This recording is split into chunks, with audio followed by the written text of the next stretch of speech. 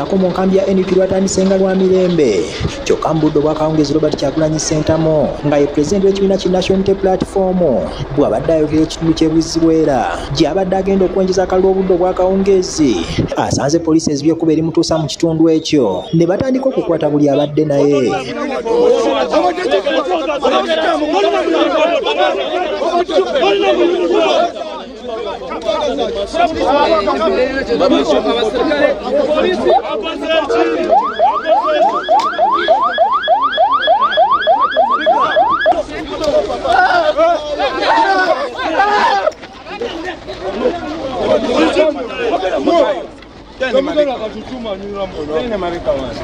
Give me that. Give me that. What's wrong? Your computer here.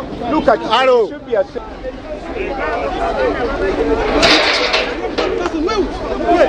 Poliisi ezibye mu maaso n'emabega nga mpawo kidduka kikkirizibwa kweyongerayo newankubadde okukyusa okudda embalala.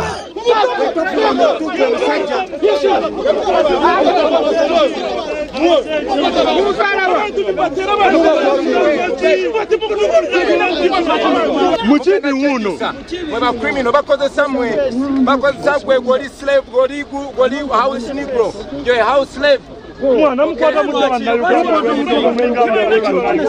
Awatali kunnyonnyola nsonga yonna poliisi ng'eyambibwako amagye ga UPDF batandise okukwata buli gwe balabako.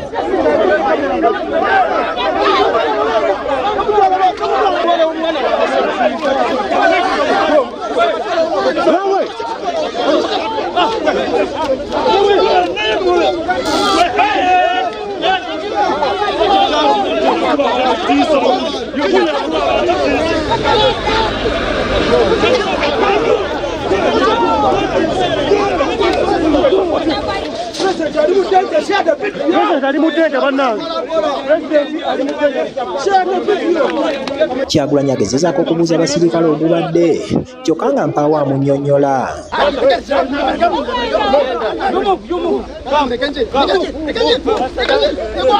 You are being used to torture your brothers, but you're also going to end like that. You've seen, you saw what they did to Omara, you criminal. Waliwo abasirikale abalabiddwako nga bagobaganya bannamawulire okubagaana okukwata ebigenda mu maaso.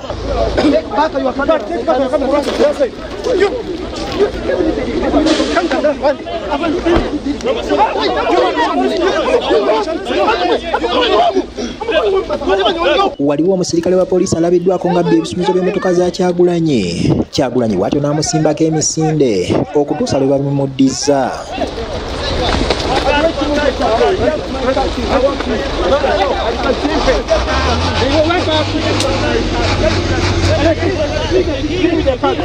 Obwaliwo bwe bakubye amasannyalaze ne bazirika omubadde ne bannamawulire. Mujje mwengato wali mujje mwengato. Mumufunira kumazi. Emisa mota.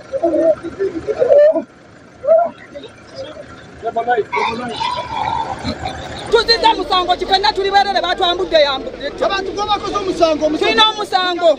Mu bye bakutte mbaddemu abakuumi ba Kyagulanyi n'abawagizi b'ekibiina ki NUP kasita bakusanze ng'oyambadde olugoye lwonna olwekuusa ku kibiina kino. We are Ugandans. We are born in Uganda. Let me see my people. You know what? Banange mugenda kunzita. Okay? I want to see my people. Kitegere kisente emmotoka ez'enjawulo bagenze bazikuba mu tiyagaasi. We go. That's the view. They have blocked. They have blocked the way. Hey, batamuze bigere.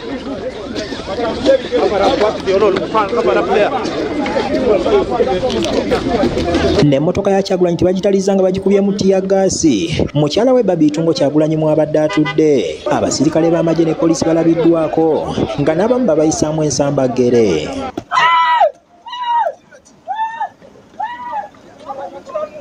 Bakira poliisi etaddewo ekimotoka mweteeka bonna beekwata olwo buli omu n'atandika okubuna emiwabo. I'm the one who is through. And I don't know why they are doing this to Ugandans. Kana bona Uganda kabanya Uganda kokani batubona abonesa batutera baenda kutwita. Aba boda boda baziresaawo buli omu nadduka emisinde okwetaasa. Bw'atyo Kyagulanyi avumiridde ebikolwa bya poliisi n'asaba n'akulira akakiiko k'ebyokulonda mu ggwanga Omulamu Simon Byabakama okuvaayo okulambulula ku mbeera ebaddewo. Why are you scared of fair competition? Let it be free and fair. Let us walk freely in our country and let us talk to the people. Is that too much to ask for? Shame on you. Shame on Uganda police. Shame on the UPDF. Shame on all those security forces. They cannot stomach fair competition. Well, we are here. Age is on our side. Time is on our side. God is on our side. And the law is on our side. You cannot stop us. Tuze tulabula nti tetujja kubigumiikiriza.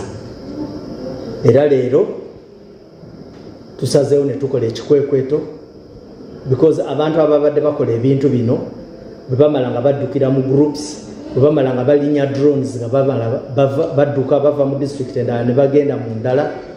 Naye leero tusazeewo tukole ekikwekweto era buli muntu we tukutte tujja kubasunsula. Bwe tunaasanga nga asanira ogenda mu kooti tujja mutwala mu kooti.